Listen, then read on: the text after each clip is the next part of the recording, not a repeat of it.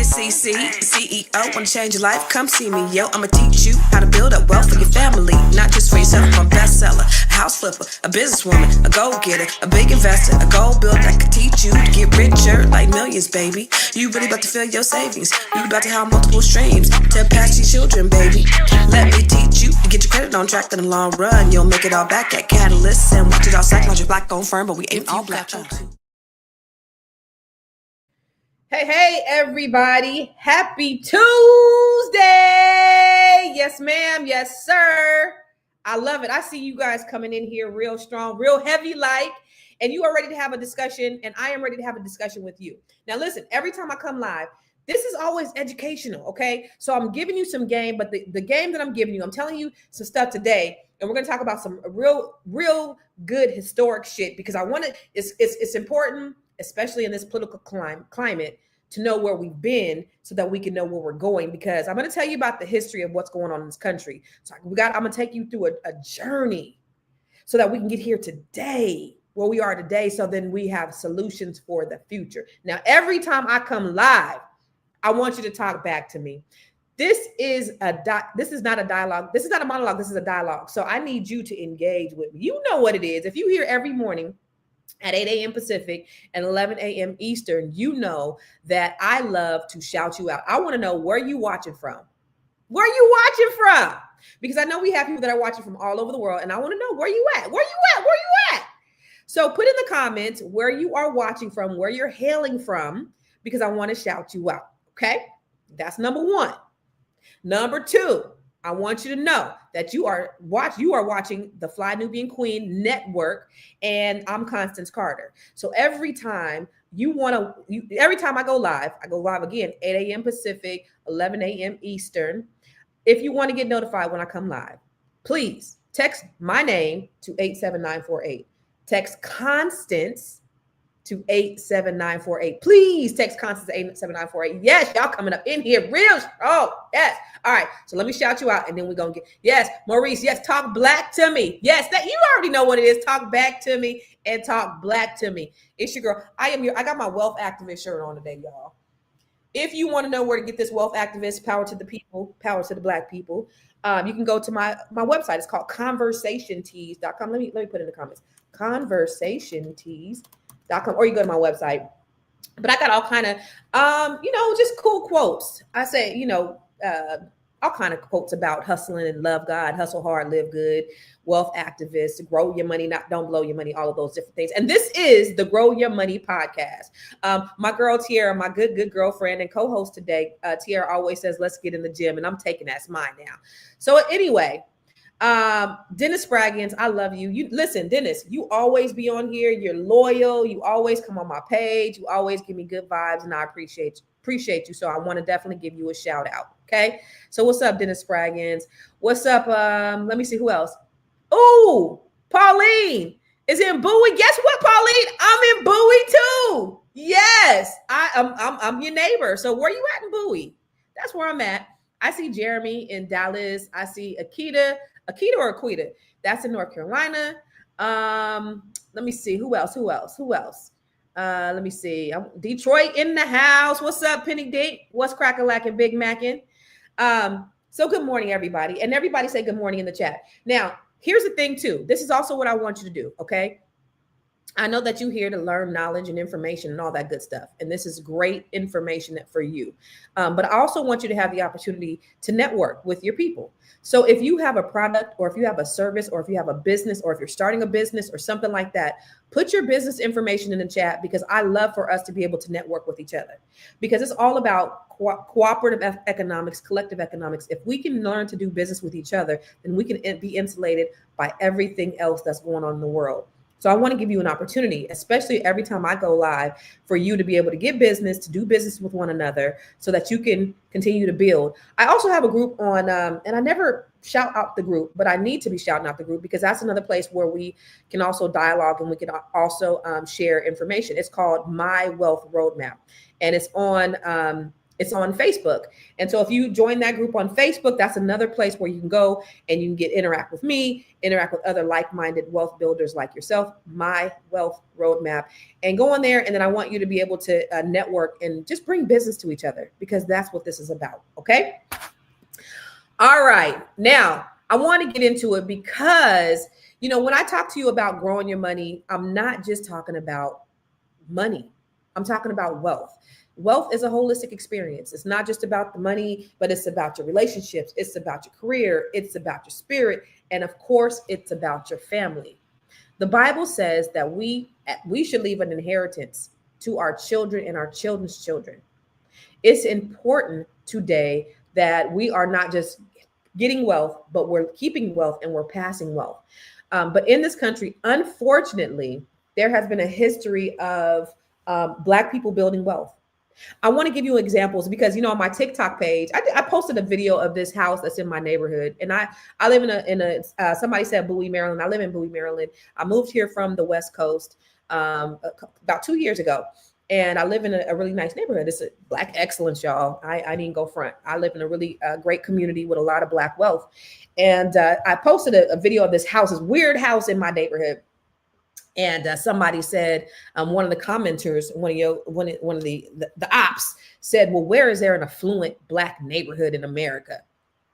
So I'm like, are you serious right now?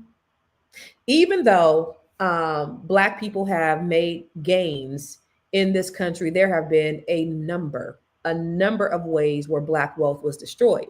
But you think about from 1619 to 1865, that's about 100 years where wealth was not given to Black people because of free labor. We know about that, right?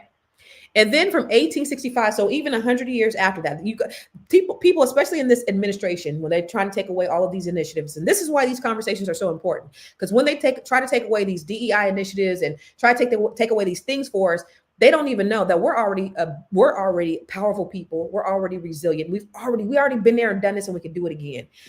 They just don't know the strength. They think that we need them. They think by them taking away these measures to advance us, they're taking something away from us to further oppress us. But what they don't know, y'all, is that we are powerful, we are brilliant, we are smart, and we're gonna rebuild. So this is actually what's going on, because I don't know. I didn't watch the train wreck. I saw some highlights. I did see some highlights on CNN, on social media, and it was just a clown show. It was a circus. But I think it's good for us. There's a reckoning happening, and I think this is the rising of the phoenix out of the ashes of Jim Crow, of slavery, of all the oppressive things that have happened in the past to keep us where we are or where we've been, and to not propel us. See, they think that they're furthering their agenda of oppression, but what they're doing is we're taking our power back, Black people. We are taking our power back.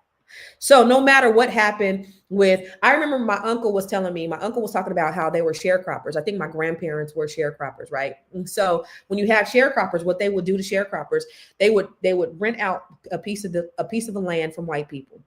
And then they would farm the land. And then they would, they would try to get enough money to where they would pay these people off. And then, but at the end of the year, the white people would always figure out a way to say that these people still owed them, so that they can kind of be enslaved to these people. That was some exploitation that white people did to take Black wealth, because we're going to talk about that. And then if you think about the destruction of Black Wall Street, the Red Summer of 1919, where there were white mobs that attacked Black communities throughout the country, where Black people hung from trees throughout the country just for being Black. And then you had, the 13th Amendment, and you had convict leasing, where Black men were arrested for doing stuff like loitering, for minor infractions. And they were leased out as unpaid laborers for corporations that directly benefited the privatized businesses, just like today with privatized prisons that they have, that's really making these private businesses more wealthy. It hasn't changed. And then when you look at redlining, where the federal government systematically denied loans to Black families in specific neighborhoods, preventing them from purchasing homes, it kept us from our wealth. If you know that 80% of wealth in this country is generated through real estate, and if they can keep us from the possibility of building wealth, then how do we build wealth if we can't get into the number one wealth builder? urban renewal, and this is what I really want to talk to you. I want to talk to you about urban renewal, and I want to talk to you about unlawful eminent domain. But let me tell you what urban renewal is. It's where Black neighborhoods were frequently raised for infrastructure projects like highways, displacing families, and destroying businesses. So you have all of these businesses, all these communities that we've had. Again, this white man said, where is there an affluent neighborhood, or where is there an affluent Black community in America? There are many, and there were many before. But every time we take 2-3 steps forward, they do things to push us 10 steps back. And it's funny because when I showed on my TikTok, if you go to I am Constance Card on my TikTok, follow me. I'm not as active on TikTok as I am on my other social media, but I'm trying to get active on there because my daughter said that's the wave. And then with your buddy putting it back on. I decided to get on there, but a lot of the commenters are saying, don't tell them where the thriving Black communities are, because they're gonna just try to burn it down again. It's true. But predatory lending we've had, and up until last year, and this year hasn't happened yet, but several banks, Bank of America, Wells Fargo, Citi, Chase, all of these banks have been fined. Truist, all of these banks have been fined millions and millions of dollars for offering predatory loans to people of color. But you got to wonder, where did that money go? It didn't go to the victims. It went to the federal government. So they got a slap on the wrist, but we didn't get any reparations or restitution for it. So there's been a lot of confiscation of land.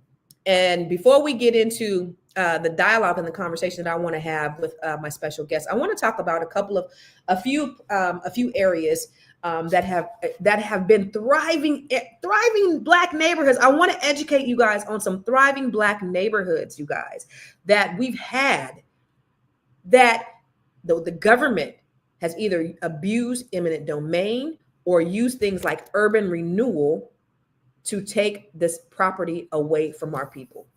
Let me show you. Okay, so look, Bronzeville. This was a community in Chicago, Illinois. Let me tell you about Bronzeville. This historically Black neighborhood saw large sections demolished under urban renewal projects, pushing residents into overcrowding, public housing, or forcing them to leave the area entirely. And then you have the Boston West End. So in the West End of Boston, this was a home to a racially mixed but economically stable Black and immigrant population. It was destroyed in the name of urban renewal. It was replaced with luxury housing, displacing low-income residents. And now let's look at Black Bottom. Okay. So Black Bottom, which was in, where was Black Bottom?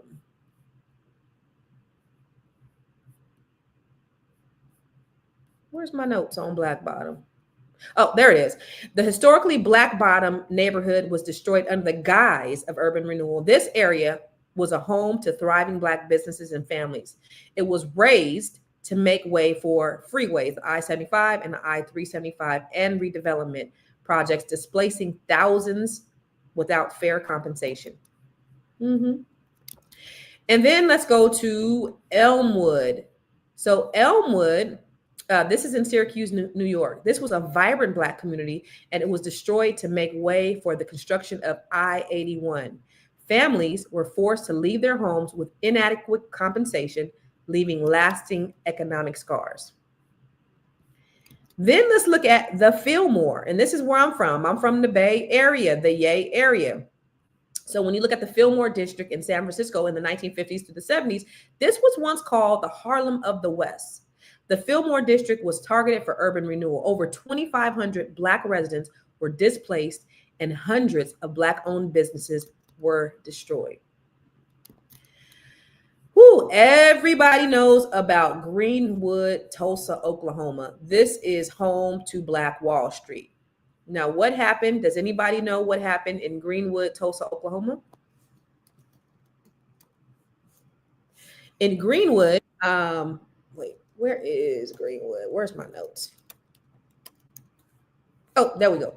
After the white mobs destroyed the prosperous Black Wall Street in Greenwood, Oklahoma, urban renewal policies prevented Black residents from rebuilding. The area was later redeveloped for white-owned businesses. All right. So, and then we have gas plant. Gas plant district in St. Petersburg, Florida. This was a historically Black neighborhood, and it was torn down to make a way for Tropicana Field, the home stadium of the Tampa Bay Rays. Residents were displaced and promised benefits for the community, but it was never delivered. And then you have the Haiti district of Durham, North Carolina. This known as prosperous Black neighborhood and a symbol of Black independence. The Haiti district was dismantled for construction of Highway 147. Residents were displaced and the community's economic base was destroyed. You see this? You see all these? So where are the affluent neighborhoods, the affluent Black neighborhoods? Huh? Wait, we have some in America? Yeah, we had a whole lot of them.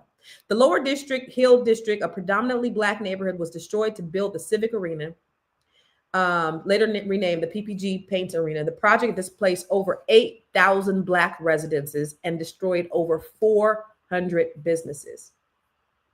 Every time we try to build wealth, and there's been so many situations where you have a freeway, where you have a lake, where you have a river, where you have some type of urban renewal, or you have eminent domain. And then you have the Rondo neighborhood, which in St. Paul, Minnesota, a tight-knit Black community was split in half by the construction of Interstate 94, uprooting families and businesses with little or no reparations. So there are so many, and I have a few more, but I'm not even going to read them all to you. There are so many more of these types of stories that have happened all over the country. So when they talk about there are no affluent Black neighborhoods, we've had affluent Black neighborhoods all over the country. And most of the time when we had affluent neighborhoods, you have laws that were enacted to make sure that we took the wealth. They took the wealth from us. Did you know a few years ago, I think it was 10 years ago, Gaddafi offered Louis Farrakhan $1 billion for the Black community, and the United States refused it. Why do you think that is? I'm going to ask you, I'm going to ask the audience, why do you think that is? So you think about this. Who said that? Our ancestors dealt with that and still thrived, and we fallen behind. My grandmother's house, my grand house I grew up in is worth $500,000 now. So when you think about it, when just one person but we had some wealth and let it go, in my opinion, amount of BP in my community owning the properties, now they are falling apart and abandoned.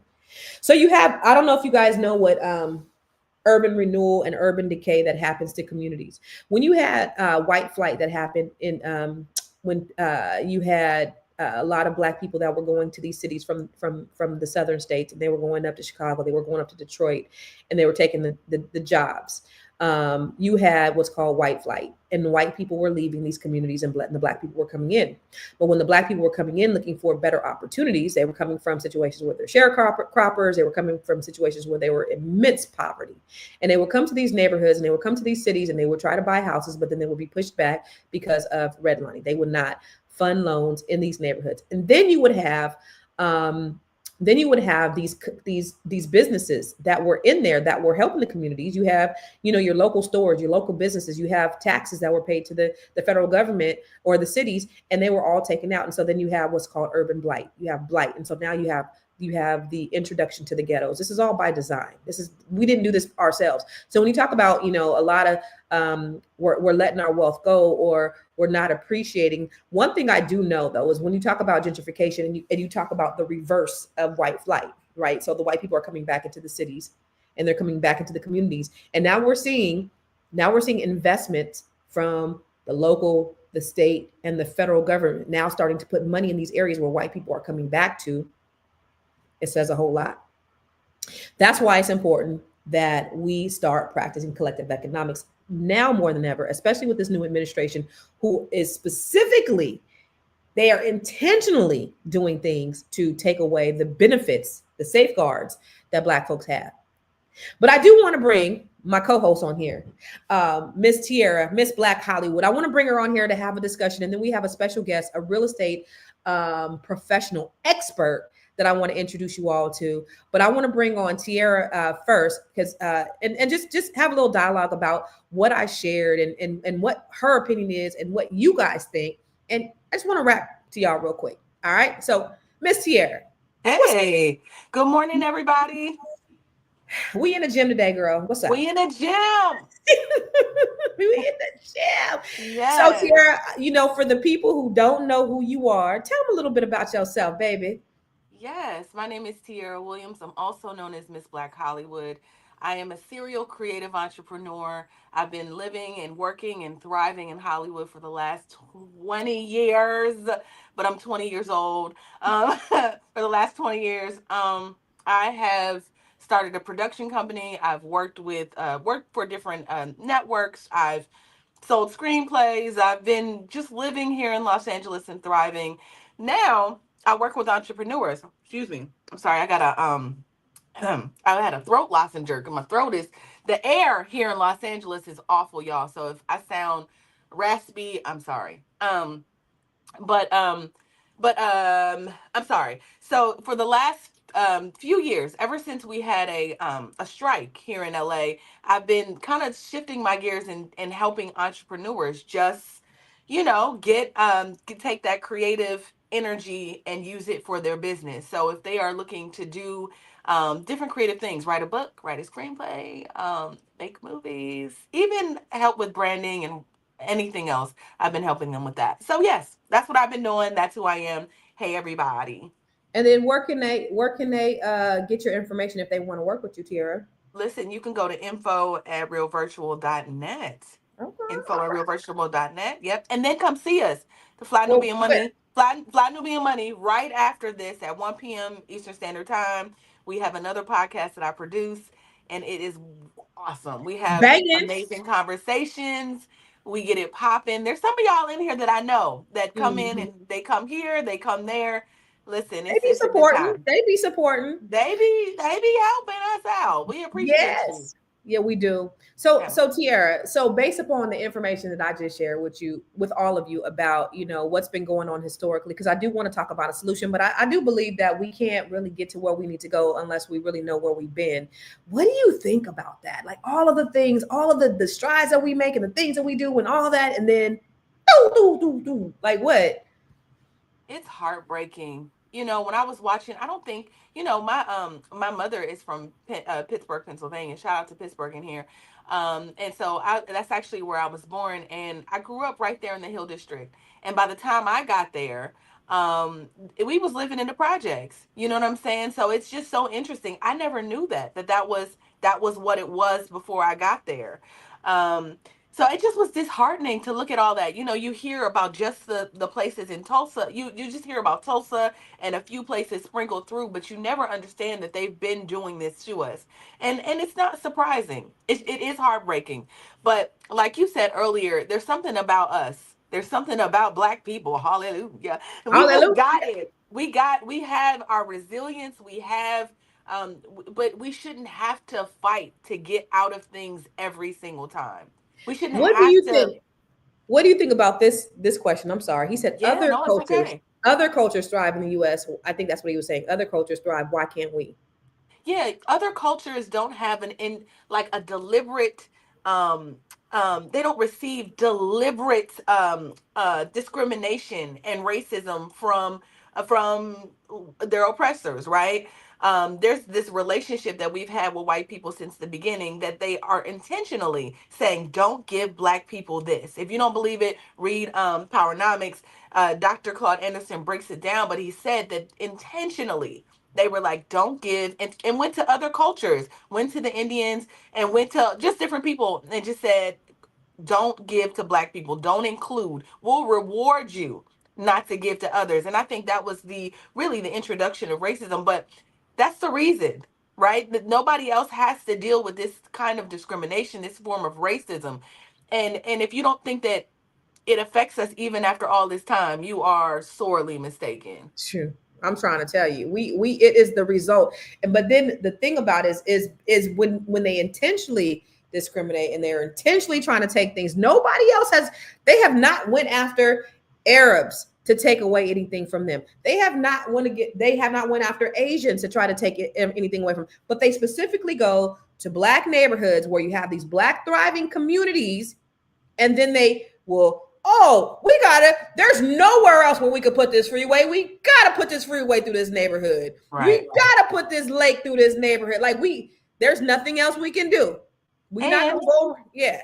Yeah. I'm sorry. I didn't even mean to. I was like, and on top of that, stripping those same people of their identity, also like poisoning their communities with drugs, also like just deliberate. Let me just do everything that I can to beat these people. And they just keep coming out. They just keep thriving. Like, I don't know. Like they just keep coming up for some odd reason.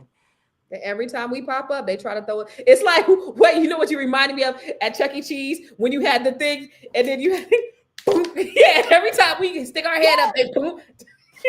Nope. Boop, boop, boop. Yeah. No. Let me ask you this, because you're in LA, Mm-hmm. where the fires just happened. Are And happening. It's still burning. We're still burning. what percentage is contained? Last time I checked, we were at 49% in the Palisades, and we were maybe Eden was somewhere around there too. It was like 36% contained.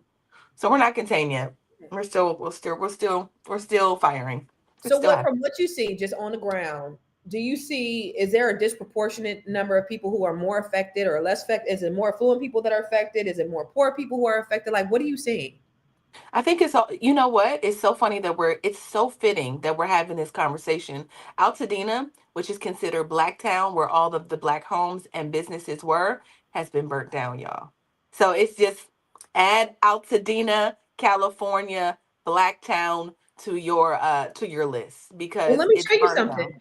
I'm so Mhm. glad that you said that, because I actually have a video from some people in Altadena that I was going to Yeah. share last week when I had Dr.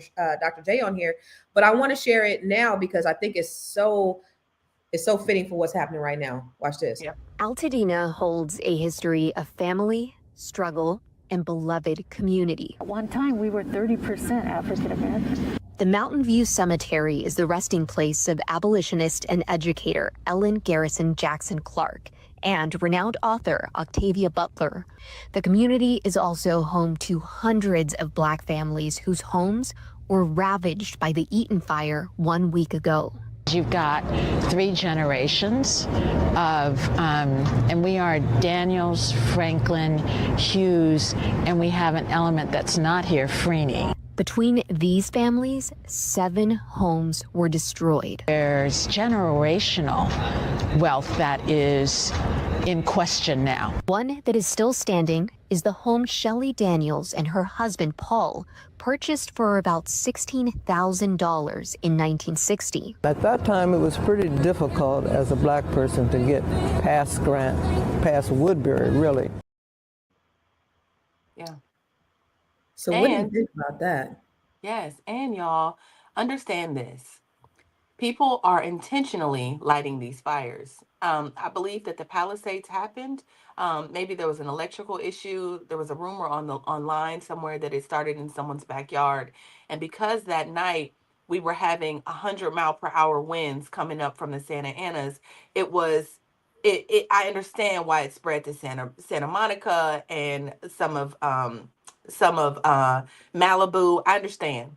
But everything else, like 50, at first I was like, it's the embers. But the embers don't go 50 miles in the opposite direction. It's not that smart, right? So you got Pasadena, Altadena, Woodland Hills, Studio City, Hollywood Hills. Somebody was just going around lighting these. I feel like it's a group of people lighting these on fire. So I think Altadena was intentionally targeted, to be honest. Do you now? Yes, I do. And I don't know. I guess we'll find out and see how this all unfolds, but I do believe that. Yeah, they're saying that they're losing their Black wealth. They're saying that a lot of them are never going to be able to rebuild. And then, people are offering them money for their dirt. So we'll see less Black folks coming back to Altadena. Yes. And it's unfortunate because you see how beautiful the space was, I mean, generations, and now they have to start over with absolutely nothing. And you wonder, somebody asked earlier, why we don't have the wealth at like other people, because they didn't burn down Koreatown, they didn't burn down Chinatown, Hello. they didn't burn down Little Armenia, they burned down Blacktown and Altadena. I mean, the proof is there, y'all. It's frustrating though. It really What do you is. say when people think that we're just, being conspiracy theorists? I don't know. It's not a theory. This is facts. This is, this No, is, this is happening. This is what it no. is. I mean, we saw that the Clintons banned Gaddafi for giving us $1 billion. We saw you. We can attribute the U.S. government for so many things. I mean, it's what Malcolm X's family is suing the government. I mean, it's Yeah, COINTELPRO. I mean, we have yeah. seen over the MLK's years. family got a settlement for the government being involved with his murder. I mean, Yeah, they literally were found guilty. yeah, they were found The guilty. CIA was found, the FBI was found guilty Mhm. for his death. So I think if we just can step back and say, like, there's a game being played, and unfortunately, we're always kind of like at the losing end because we don't have the wealth. We don't, because they strip it, they take it, and it's Well, why do unfortunate. they target us? Why us? What do we do? What do they think that we're going to do the same thing to them that they did to us? Do they just not like us because our skin is brown? Like, what is it about us that they hate us so much to where they are specifically targeting us over everybody else? I just think it's what they've done to us. What did J. Edgar Hoover say, Constance? He said that the biggest threat to this country was Negro unity. Yes. Because what if we rise up and we come together? That means that there's just something so powerful about Black people. We are stronger, we are faster, we are smarter. A lot of the inventions that have been created would not have been created without Black people. That's true. That's true. Period.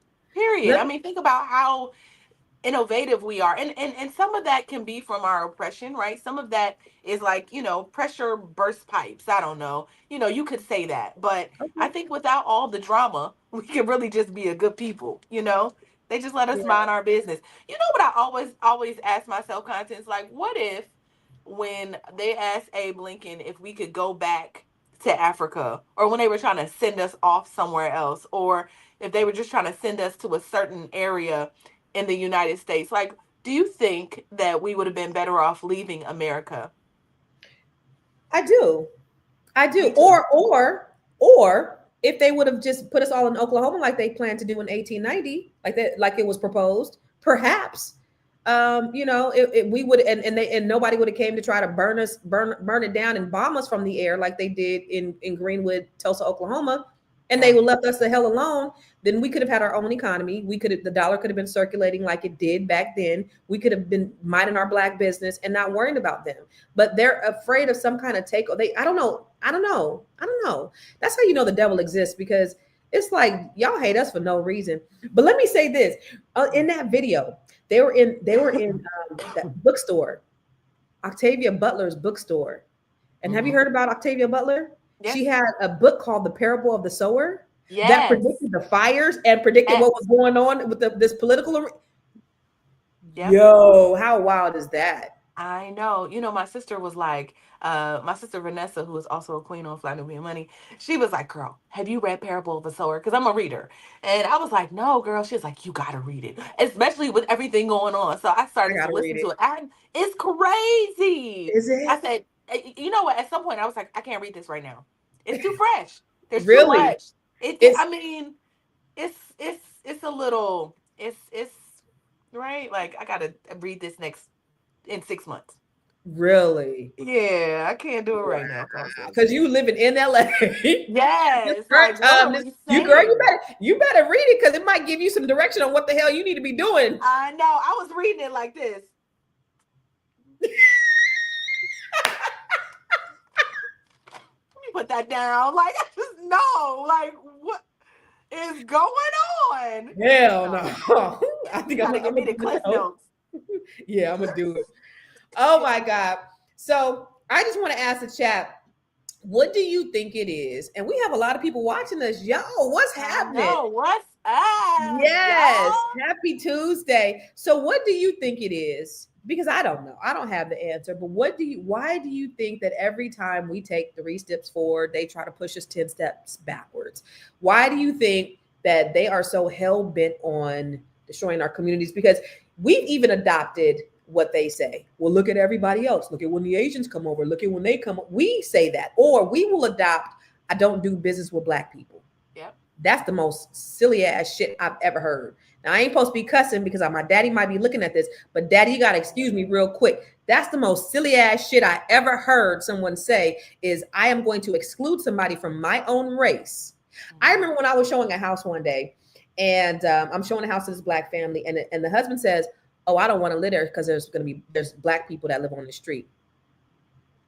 Do you know how dumb as shit you sound?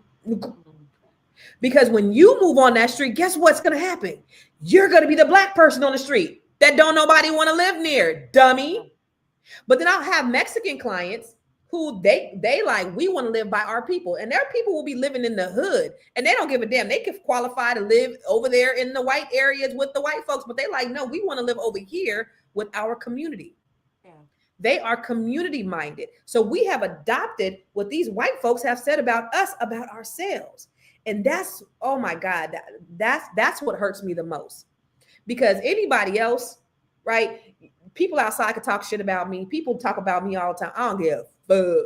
But when my family does it, it's a whole different thing. If my kids say it, it's a whole different thing. When we say this stuff about ourselves, you know what I mean? It brings a whole different level. When we adopt what other people say or think about us, it's a form of self-hatred that's just unbelievable.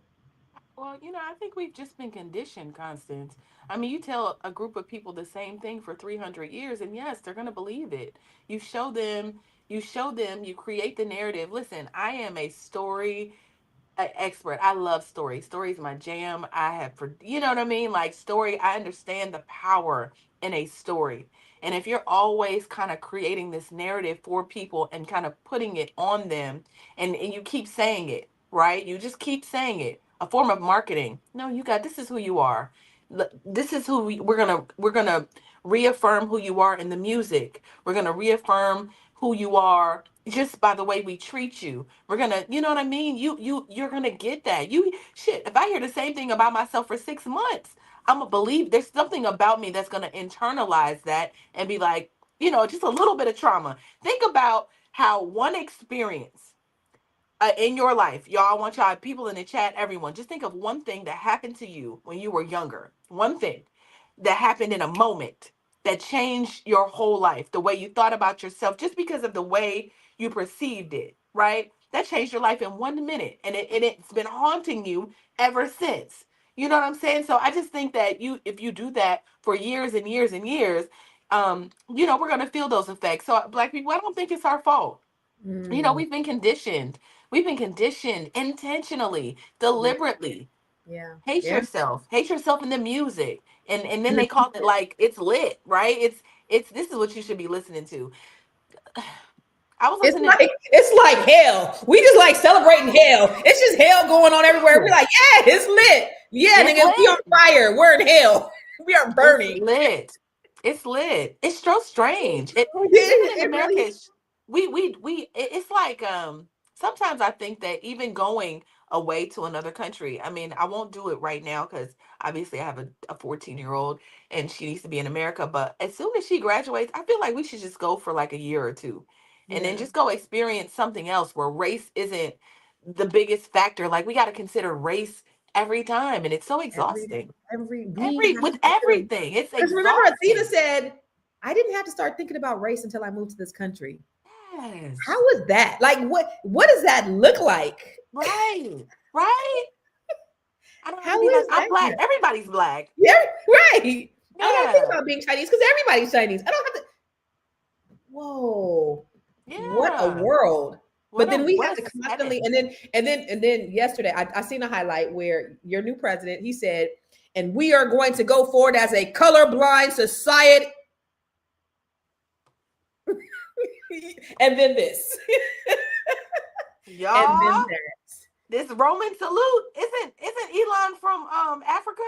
What is this? Why is he? That was a Nazi salute. That was not no Roman salute. Where do you think Hitler got it from? So now we're just going to erase the fact that Hitler did it, and we're just going to just skip over. Say, oh no, that was the Roman salute. You know exactly what that was the Roman salute. Mm-hmm. There's the Roman salute. Mm-hmm. Y'all saw that? It's like there's an agenda. Yeah. But I don't know what that is. What that mean? Yeah, Constance, what does that mean? It means hail Hitler and the Aryan race and white supremacy. That's what he just alluded to, white supremacy, apartheid. Clyde. Pauline said, "Come to Zimbabwe." That's what I was about to say. Pauline, can we come to your house, Pauline? Yeah, that's what I was gonna say. Can we come to your house, Pauline? Yeah. Let us know. Shoot, listen, we can start. We are innovative women. We can help. We can help. We can help. We can bring some goodness to your community. We are easy to get along with. Please take us. Please. So for those who just came in, we talked about a lot. We talked about a lot about the loss and the theft of Black wealth in America, and I want to shift gears to really the solution around building wealth and around what we can do, because every time we come here, we want to always be solution oriented, right, Tiara? We don't want to just talk about the problems, but we got to tell you about the past before we can tell you where we're going, where the trajectory on which we're going. So I wanted to just kind of give you context of why we're in the situation that we're in. We're not bad people. We're not dumb. We're not low. We're smart. We're resilient, and there's a reason why the powers that be are so intentional about how they deal with us and what they're trying to do to destroy us. So I want to bring our special guest on, but before we do that, I want to just show you really quick one of my contributions to closing the wealth gap that I think is really important, because I believe Black women are at the forefront. And I just want to just share with you about the Net 7 Collective really quick. This is just a short testimonial of, just some of the ladies that have gone through the program. 3 or 4 years. I've been praying for a business coach. I knew that a coach, I read many times that all the most successful people have a coach. Coaches have coaches. I've learned how to purchase land. I've learned how to do overages in real estate. And I even learned some different things with credit, that I've gotten my credit cleaned up with my bankruptcy, that I'm almost in my home stretch. Doing everything right now and applying it. I finished 2 ebooks. If I could do it, anybody can do it. And started a nonprofit. Gotten more out of this than I ever anticipated. Constance has done an amazing job at placing systems to allow us to understand how to prosper in our businesses. I'm telling you, I would move heaven and earth not to miss one of these sessions. So listen, much better. You're looking great. You're looking gorgeous. Yeah, you're all blurry. So hopefully, I don't know what to show to the audience, but you're looking gorgeous. Who's that behind you? Is that baby girl? Yes. Hey, Lauren. Hey, Lauren. Oh, I'm so sorry. Lauren is let me tell you something. Lauren is a star. Lauren is a freaking star. She is going to be like in the movies, in box. Come say hi to everybody, Lauren. Yeah, Lauren is amazing. Come say hi, Lauren. Hi, Lauren. I tried to dye my hair last night and it won't come through. And it's only showing through my roots. So this is the only opportunity that I get for this. I'm sorry, Mom. It's only showing through my roots. Goodbye. We're on a podcast. Goodbye, y'all. What's up, Lauren? For real. Her no name is going to be in lights. For real. I mean, that girl. Sure. Yeah. I know. She's amazing. Yeah. So the Net 7 Collective, my next cohort starts on the 29th. If you are a woman or you know a Black woman, have them come talk to me. Go to my website, ConstanceCarter.com, and I'm happy to talk to you about the opportunities, because my goal is to help Black women increase their net worth to 7 figures. Now, it's not just about her, it's about the entire family. And that's the reason why I like to work with Black women. And specifically with this particular program is because I know that Black women are going to change the course of the nation. Black men, you benefit by us building up Black women. So it's not just about Black women. But I want to talk about solutions, Tiara, because it's not just about the problem. It's not just about the past. It's not even just about the present. It's about the future. And so I want to bring an expert. Yes. A special guest, somebody who's been in real estate a lot longer than me, killing the game out in Yeah. Stockton, California. I'm so Yeah. excited to bring my homegirl, Hey. Miss Marcella Hey, hey. McWilson. Hello, hello. Oh, welcome to the Marcella. gym. Yes, yes. How are Marcella you? has been in real estate. How long have you been in real estate, Marcella? I started in loans in 97, got my license in 2004. Way longer than me. And she works at Catalyst. She's my partner. She's my manager, the sales manager in our Stockton office. And Marcella, we've been working together for how long? How long have we been working together, girl? Maybe 15 or so. 15 Well, years. we knew each other, and then we were dragging each other. We would be at the gym working out, and Yeah. we talk about deals and how to make them work.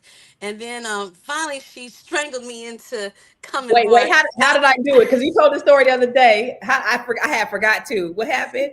So we used to work out all the time, like I said, and so I used to do loans for the agents in her office. That's how we met initially, and then we started going to the same gym, so we worked out together. And so she's like, "Come on, when you gonna come? Come do my loans. Come do my loans." I said, "Girl, I ain't trying to sit down in no desk no more. I'm a realtor now, so I can be out and about." And so when you're in loans, you sit at the desk all day. I gained like 100 pounds sitting at the desk making money. So I was like, nah, I ain't trying to do that. I ain't trying to do that constantly. So every few so often she do it. So then she said one time she's like, yeah, Les Brown gonna be at the office. I said, oh really? I love Les Brown, and I grew up listening to him. Blah, blah, and she goes, well, you can come, but you know, if you come, then that means It's I for know, my and you agents. gonna come over to Catalyst. I said.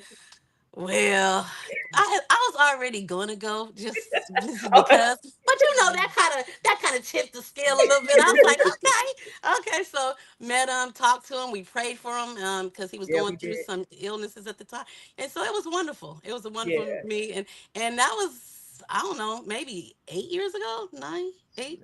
Something Yeah. like that years ago. I still Yeah. got the picture on my old Facebook. It was hacked, y'all. So got a new one to share today.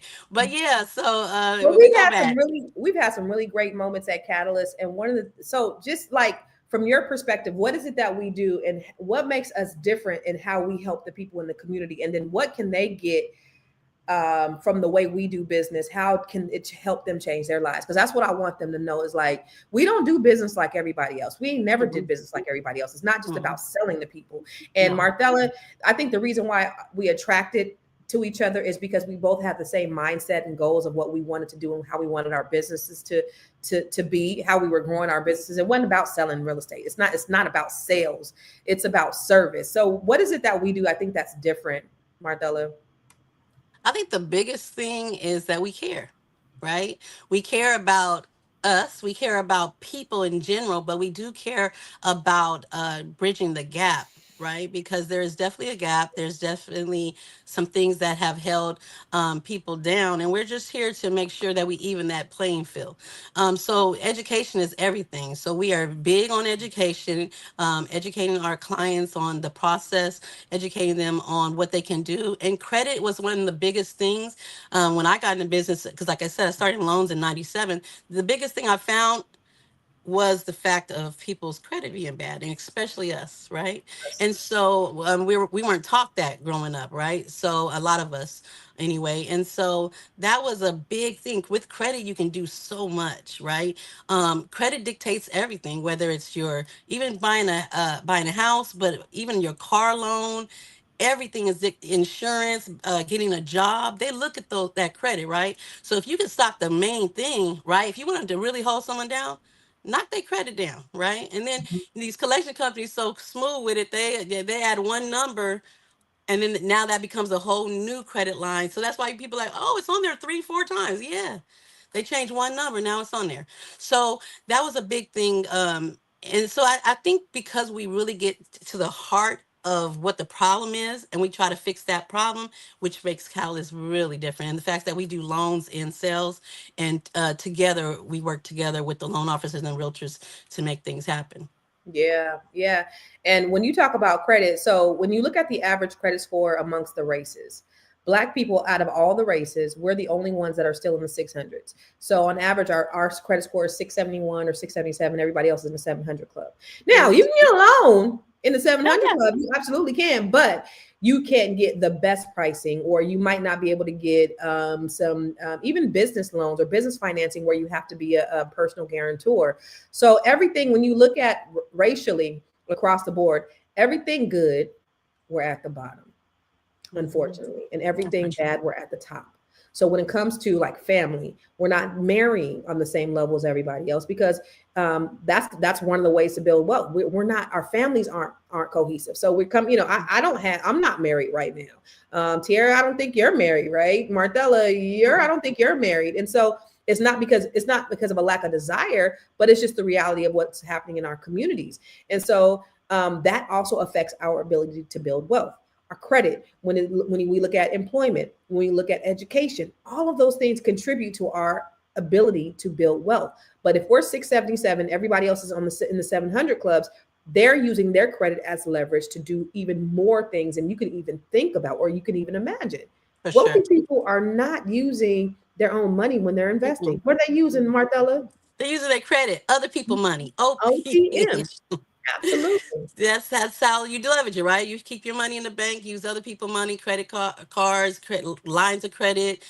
People pull out money off their homes. They have multiples. We usually have one if we're lucky, and two if we're really lucky. Because you have to set yourself up, right? So when you have more real estate, you're able to do more, right? So start with the one. Get another one, because they use that real estate as leverage. So they pull out a line of credit from here, go buy another property, pull a line from here, and like going back to what you said about the marriage and things like that, a lot of our black men are really scared. You know what I mean? But it's by design, Come right? on, brothers. Because if they really do hook up and really marry and commit, and you can make some things happen. Two are better than one for sure if you're on the same mindset, right? Same goals moving forward, right? Because you can accomplish only so much as a one person. As Period. an individual. Wait, what did we say in our podcast, Tiara? That marriage actually benefits men more than it benefits women. Men think that marriage don't benefit them. But in Man. actuality, they're the ones that make more money, they live Mhm. longer. Women are more stressed, so they don't live as long. They Yep. have to cater to their husbands, cater to their families. So it actually benefits men more to get married. I don't know why men thinking that we bringing them down. It Yeah. adds a minimum of 15 unpaid, at least 15 additional unpaid hours to the woman a week. I can Just see that. saying. I can see that for sure. So Yep. we watching y'all dirty ass draws and we feeding your greedy ass guts, and then you talk about a marriage don't benefit me. No, I mean What this ain't the you bad. bring to the table. Yeah, yeah, Read about that prenup. yeah. Okay. I won't take on your $250, your $50 in child support that you paid over to your other baby mama. No, this ain't to bash black men at all. This is At really about all. unity. But we need to, what we do need to see is, because this society is so backwards, and it's again, it's part of this post-traumatic slave syndrome that I think that we all are feeling the effects of. We're feeling the effects of the discrimination, in the 1940s, when they introduced welfare and they introduced the New Deal and all of those things. We couldn't have black men in our households, because if we had black men in our households, and they would take away the funds, but The then black men, funds. they wouldn't pay black men, or they wouldn't give them jobs. So there was the destruction and the breakdown of the black family. That didn't happen to any other race the way it's happened to us. So now we need to look back to us, just like the Jewish people. They look to them first. They not looking to white people. They not looking to Asians or Hispanics. They said, look, if I'm going to do business, this is what they say. I've studied them. I've listened to them. They say we look to us first before we go outside our community. Yeah. Martella, we were black owned, but we weren't black only, right? So That's we had right. That's right. somebody that worked for us.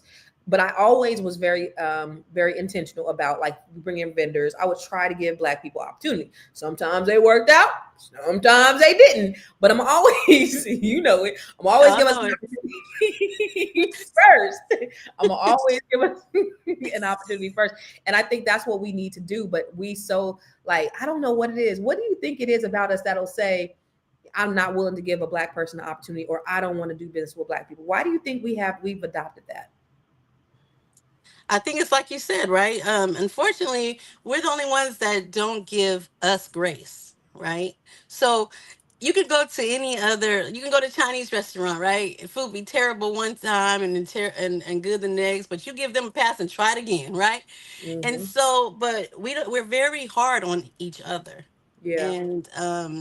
And we always have this way of, I know a lot of times I deal with Hispanics and Asian other people, they come together, and I don't care. I've had a house full of like 5 people, right, and with kids and everything, and then one by one get them out of there. They will help each other move into a house, right, buy a house, and then the next one, everybody come together, help that person go buy a house. But we can't live together, we can't stay in the same vicinity, and I think it's just that it does go back to slavery and things like that, like I'm gonna get mine, you get yours. But we have to lose that mentality. The only way we're going to really thrive is if there's a coming together, period. And if we Right? ain't learned nothing in this administration, it should be coming together. And I know for you, Tierra, like I know you're in California too. I'm from California. Marthella's in California, and we see that a lot. We see other communities that get together, that'll live with each other. You know, our ass we'll be in the house a week with each other. Be like, somebody just stole the toilet paper. You got to get out. So, Tierra, what do you think? And then I want you to give. I know you got to run, so I want you to give your last thoughts, and then you can head on out. But what do you think about that?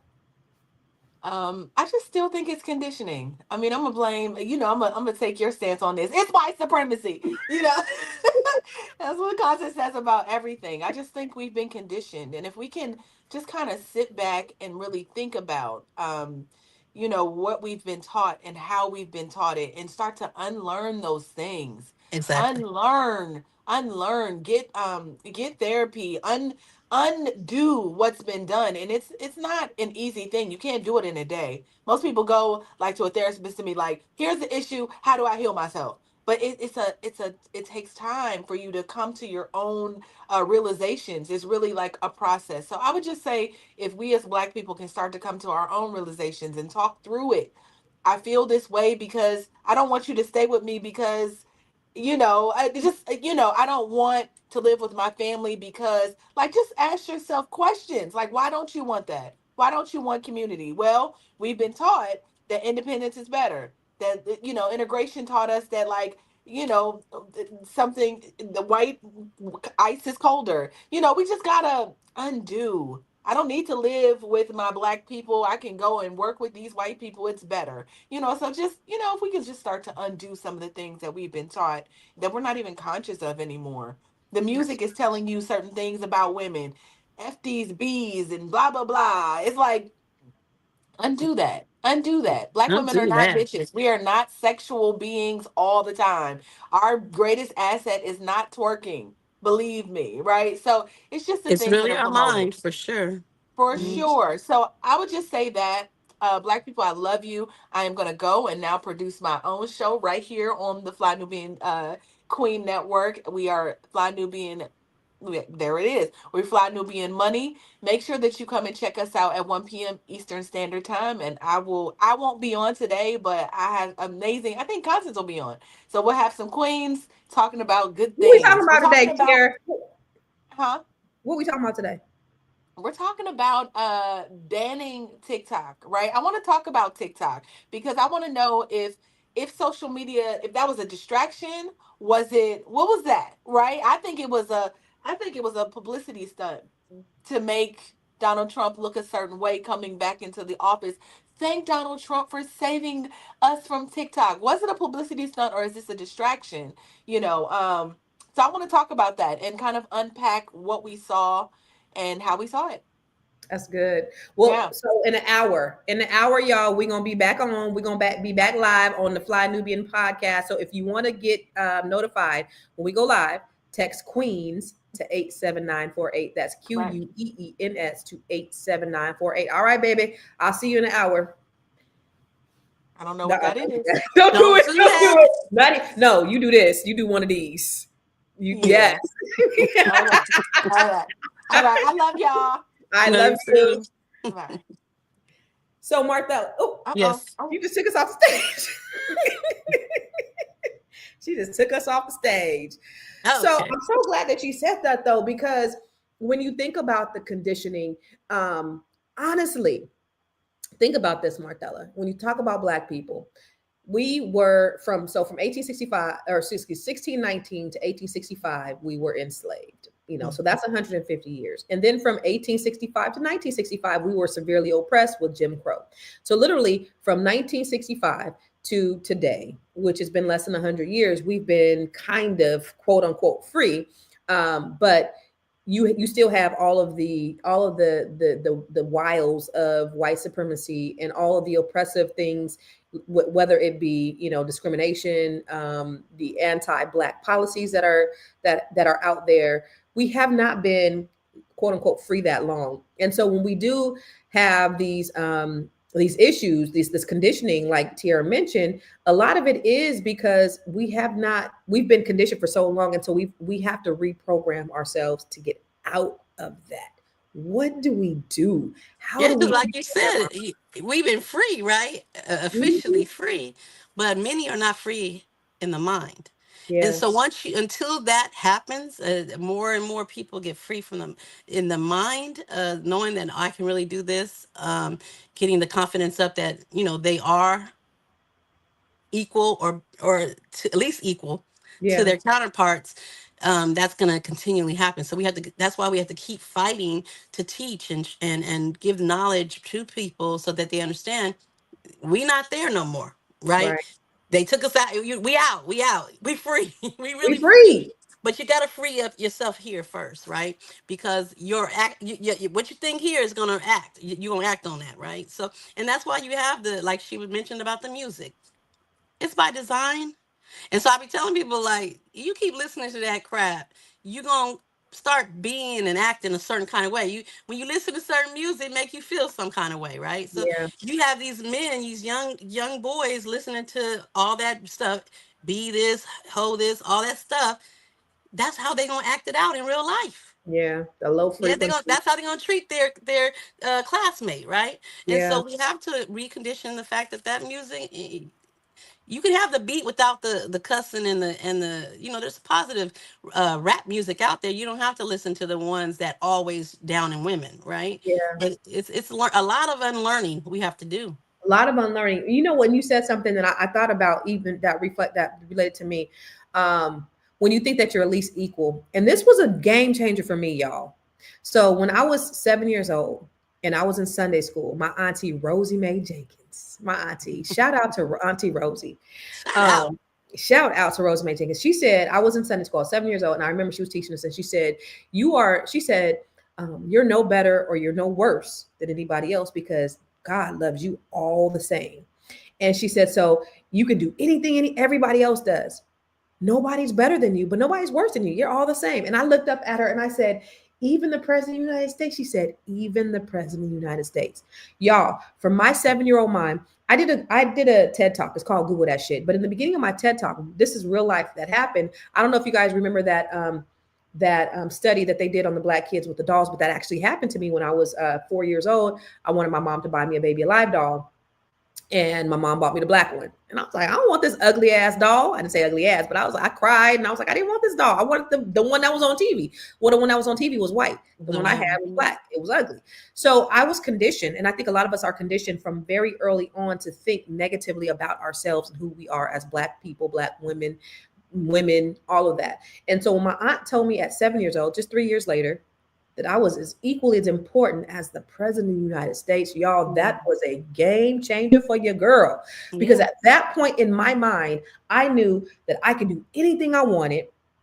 I knew that nobody was better than me. Nobody was my competition. I knew that I can have anything that I wanted. That little thing right there, it changed everything in my mind. Absolutely. And so I need y'all to know, like, white supremacy, fuck all that.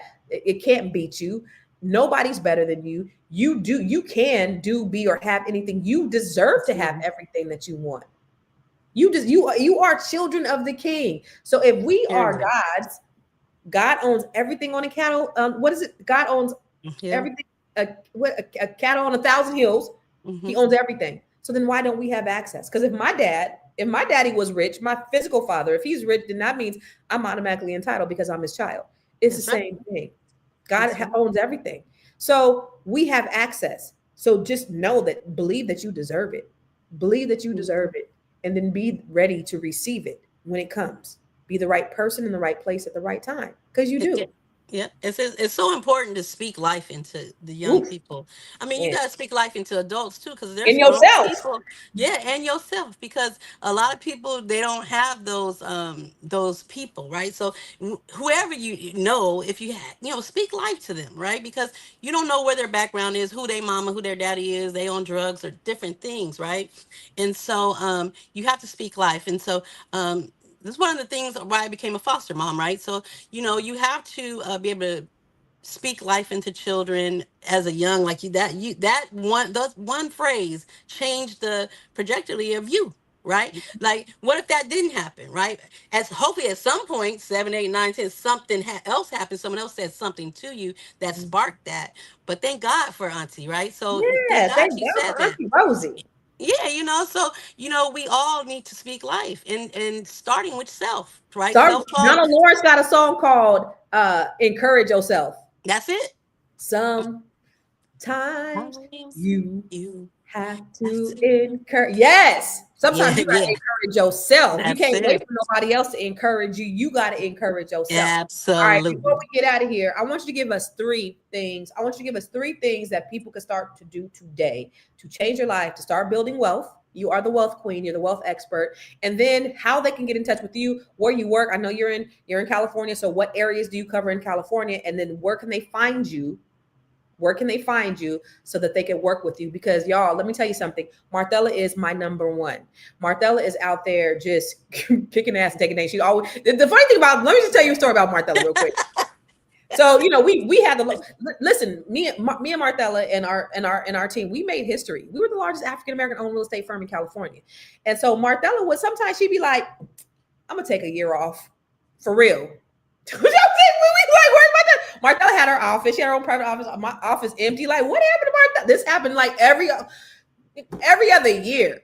And then Martha's like, I think I want to work. So she come back to work, and then like she has all these listings, she has all these buyers. You don't go to no store in Stockton, California where you don't see Marthella's card. You don't go to That's right. no hair store, no That's right. barbecue restaurant, no And you nail shop you where you know don't how I see. feel about that, Yes. because if I'm spending my money in your shop, then you better let me draw my cards, because I need to get the money so I can come back to your Reciprocity. spot. Yeah, because Reciprocity. look, if it ain't, then I won't do business with you. How Right. It about gotta that? be a mutually beneficial situation. I love that. Period.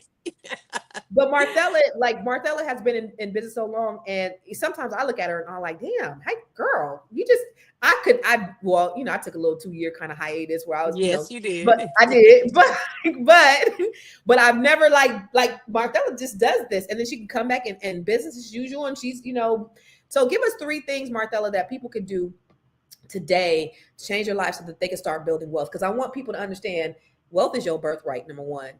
Number two, you can have anything that you want to do if you put your mind to it. But Marthella, what can they do today?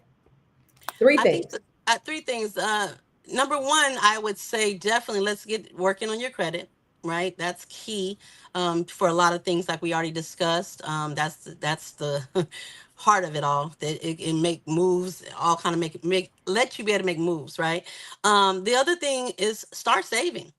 Start becoming a saver. Save as much as you can. Spend as less as you can on frivolous things, because especially when you're buying a house, you may need some money. Our goal is to get you in there as little as possible, but there are down point payment assistance programs as well out there. But regardless, if you're going to use those programs, get used to saving. Right, because when you're getting approved, the underwriter would like to see that you have the ability and know how to save. Right, and thirdly, I would say if you're in the process of don't take advice from people that may not know what they talking about. And they might, so a lot of people come and it's like, oh, well, my auntie bought a house, and it'd be like 10 years ago. A lot has changed, right? A lot has changed. So, find someone, a professional that you feel comfortable with, is knowledgeable, and listen to them, right? I'm not saying don't listen to other people, but put more weight on the professional that you're dealing with.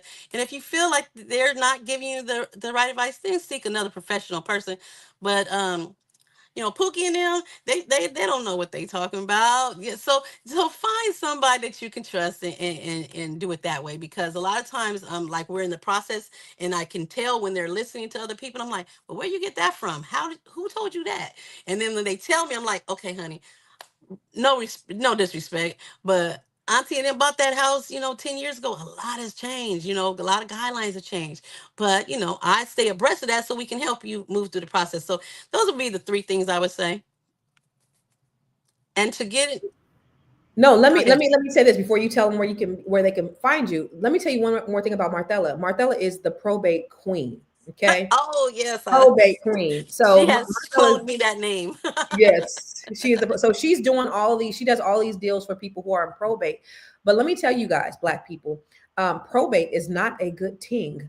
Probate. So when we're talking about building wealth, we need to not only build it, we need to keep it. We need to be able to pass it. And if you own property, it's imperative that you get a living trust, because if you don't have a living trust and it gets caught up in this cog of probate, which could take from 6 months to 2 years on average.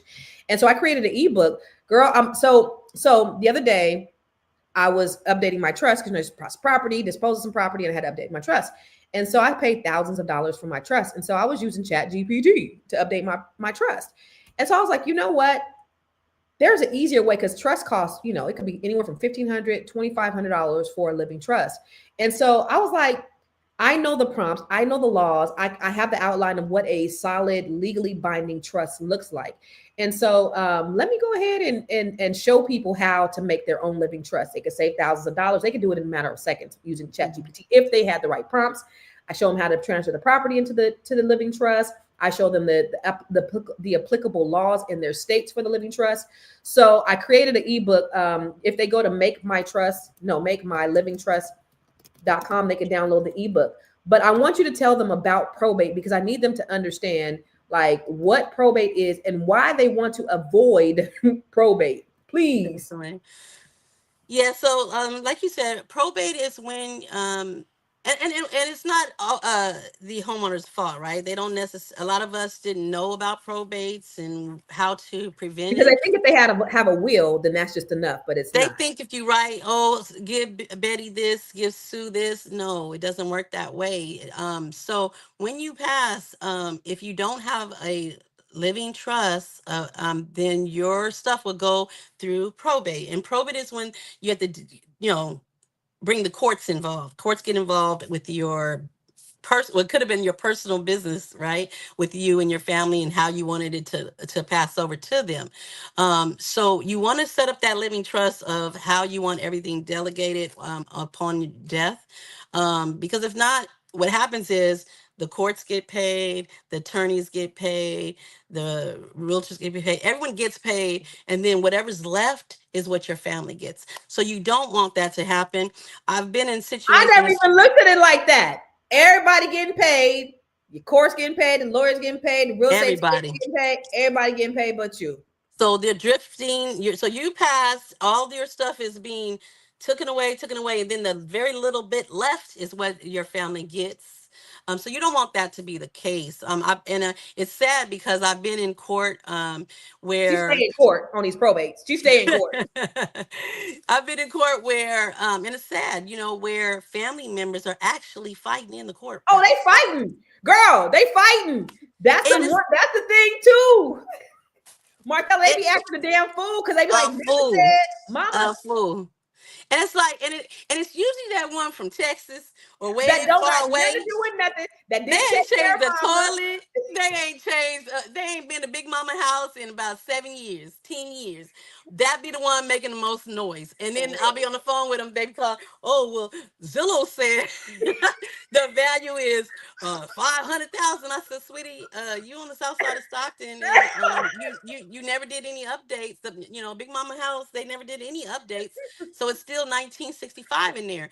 And so no, your house is not the 500,000. Y'all don't be listening to Zillow. Zillow don't know what they talk about. I know they're respected amongst a lot of people that don't know. Just use it for just a little bit of information, but those values are not correct. Okay, just know that. Talk to a realtor. let them run comps and get your real value, because you have to look at your inside of the house and that other inside of the house, and those have to match. If they don't, your price is not that. Okay, just a side note on there. Okay, but with probates, you just don't want your family fighting, whether it's physically or just talking, arguing in the courtroom. It's crazy, and people really do, upon death, act a fool. And so you just want to, if you get that will and trust in place, guess what? They can be mumbling and upset about it, but it doesn't matter. It's It whatever don't you matter. put in there, whatever you put in that living trust, that's what's going to happen, That's right? what's gonna happen. Period. And then you avoid all those fees going out to different people. Just everybody get your will and trust together, Yes. mainly your trust. If you don't, it's nice to have a will. You want to say something sweet to your family about why you did what you did, video It's a it, love whatever you letter. want to do. It's just a But the letter. It's just trust, instructions. the trust is the main thing. We want to make sure you get that living trust and delegate where you want things to go. Girl, Very, I very remember I had important. some clients. They might be listening right now, but I don't care. I'm gonna tell their business. I was doing their property. And these people, they was as old as my mom and them, and I was at the hair salon, so I'm on a conference call. We on a conference line. They just going back and forth for at least about an hour. I'm just letting them go back, and they arguing. Finally, when I get out the chair, I get in the car where I could really say something. I said, "Yo, mama would be ashamed of y'all," and everybody got quiet. And I read them their rights, and they said, "We sorry, Sister Constance." I remember you telling me that. We sorry, Sister Constance.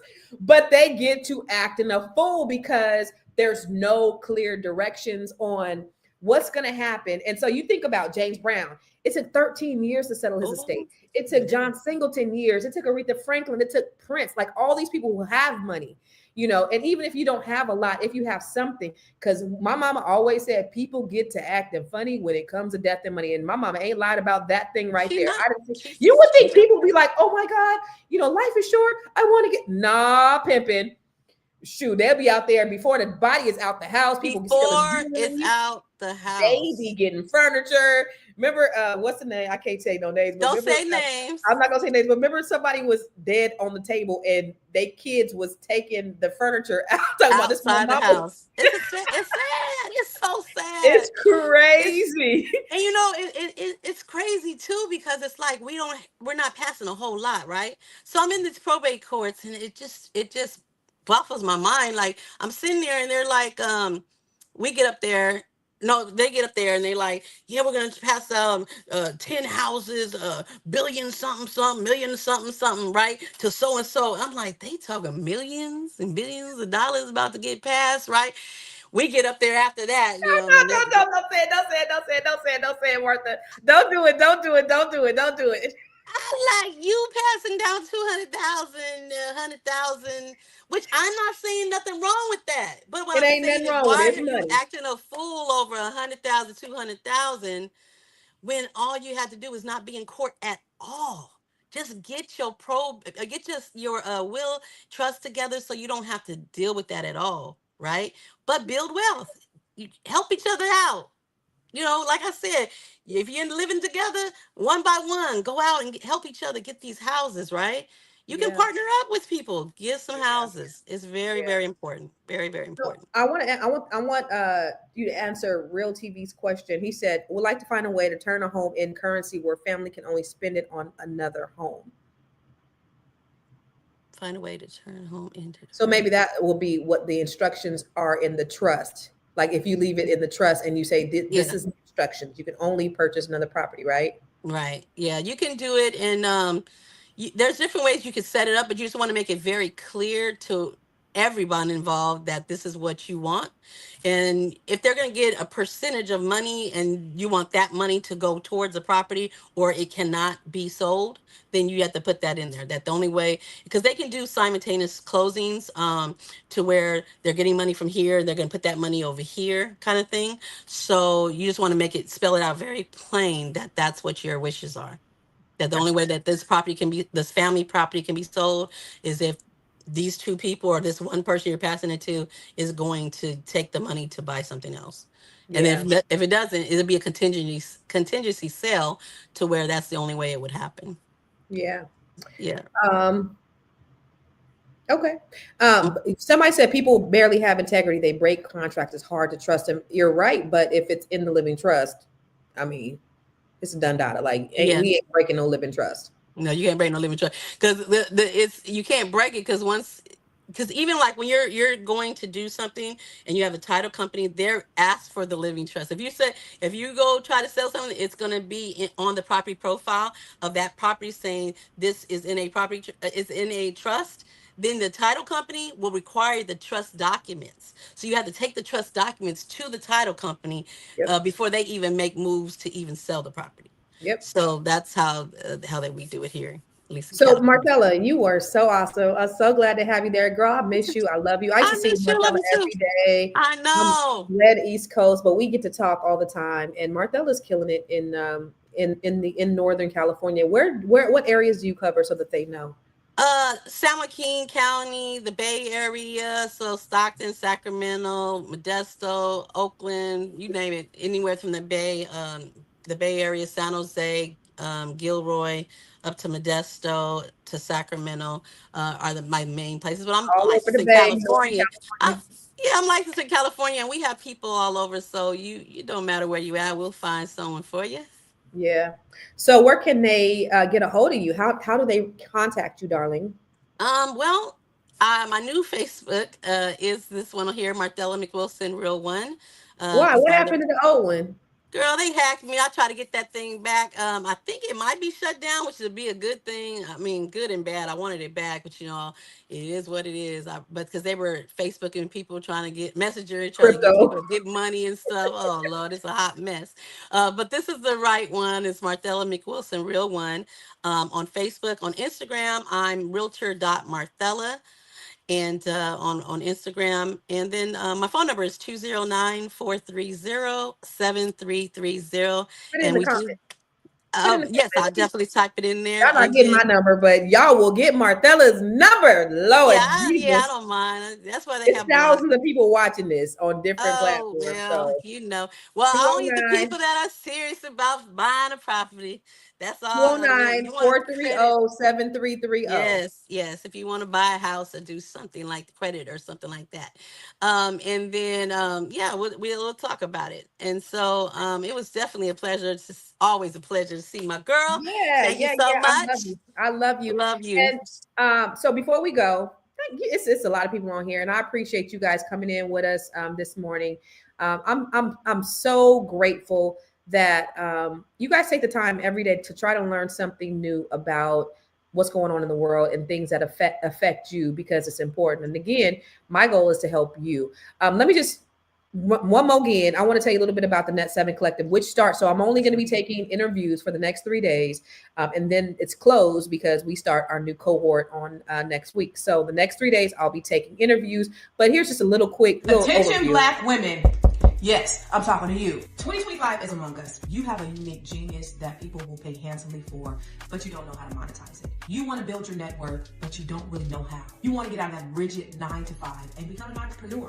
You want to be able to communicate effectively and tell your story, to sell your story, to generate passive income. You want to be able to build an entire ecosystem that runs fluidly and makes you money while you're sleeping. Well, these are the things that we do inside the Net 7 Collective. This is where I'm helping Black women from all over the country that are brilliant just like you and looking to monetize that brilliance. The next cohort is coming up soon. All right. So the next cohort starts next week. And listen, I have Black women from all walks of life, women that work 9-to-5, women who are real estate professionals like Martella. I have doctors, lawyers, scientists, like just Black women that are doing a damn thing on all different levels. The biggest thing, I think the biggest commonality of the Net 7 Collective is that we all have a community mindset. We want to help ourselves, of course. We want to, live life on our own terms. We want to have the freedoms that we want, but we also want to help each other. So I had a few of the ladies on, and like we just released this book yesterday. Oh my God, girl, we released the book Unbreakable. This is a whole hardback book, and it's great. And it's already like a couple of ladies because we're all selling them. A couple of ladies are like top 100 already. Y'all buy my book because I ain't even in the top 100 yet. This is just in 24 hours. But Dr. Shirley that I had on last week, she's like top 100. So her books is just selling, which is great. And I'm glad and I'm thankful because honestly, you know, if it's a group effort and if one of us wins, we all win. And that's pretty much the sentiments of the ladies in this. This is like my passion project. It's like Catalyst 2.0 because, you know, even though we were Black owned, we weren't Black only, but a lot of the people that we had that worked in our organization were Black women. And so my love for Black women, I took that, Martha, I can't see you. You went Black. I took that and then I created this because I just really wanted to pour into Black women and help to change their lives and to give them something more than what they knew. And so last week I had one of our attorneys that's in the cohort. She was on the podcast and she was just saying how the skills that she learned from inside me teaching, she was able to get another position as a legal counsel for an organization here in Washington, D.C. She's a prominent D.C. attorney. So I'm helping Black women, all types. So you don't got to be an attorney. You don't got to be a doctor. You don't have to be a scientist. You can be a woman who works a 9-to-5 job, who just wants to do something different to help herself and her community. You can be a real estate professional. You can be just starting out in your business. You can be a teacher. We have all of those people. We have educators. We have Harvard PhDs. We got people like me who got a PhD, a public high school diploma. Sometimes I'd be like, y'all listen to my ass. But because I have a public high school diploma, I've spent hundreds of thousands of dollars in my own personal and professional development. And so with that, you know, because I do that, because I've done that, everything I know, I give to the people who look like me. And that's all I want to do is I just want to share my knowledge and my information and my wisdom because I just want to help people. In this political climate, with what we have going on, moving forward with this Trump administration, we are going to need so much more help than you can ever even imagine. We're going to need to work together. We're going to need to collaborate. We're going to need to communicate. We're going to need to do all of that stuff. And we're going to really need to live in that African proverb that says, if you want to go fast, go alone. But if you want to go far, go together. And that's the only way that we're going to get there, that we're going to advance, that we're going to just make strides in our community. So go to my website, constancecarter.com. If you are interested in booking a call with me, go there, look at Net 7 Collective. Somebody told me I had some mistakes on the website today, but don't even trip off the mistakes on the website. Just go look at the information. And if it's something that aligns with you and you feel led, book a call with me.